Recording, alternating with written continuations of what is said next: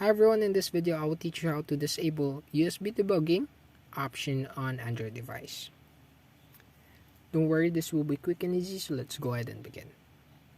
Okay, so first step, we're gonna open settings. Once you've opened settings, we're gonna look for about phone. On some devices, you are gonna have to scroll down all the way to see the about phone, but on this device, it is already on the topmost.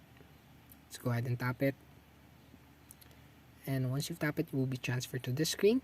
And on this screen, you're going to be seeing MIUI version right here.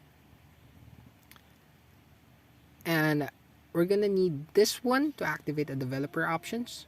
We're going to have to tap it multiple times, around 5 to 6. Let's go ahead and tap it. Okay. And as you can see, it is indicated that I am now a developer. And to access the developer options, we're going to go back and scroll down and look for the additional settings. Once you've located it, you're just going to tap it. And on this set of options, you're just going to scroll down again and look for the developer options. Let's go ahead and tap it. And once you're here, all you're going to do is scroll down again and look for the debugging category. And on the topmost of the list, you will see the USB debugging option.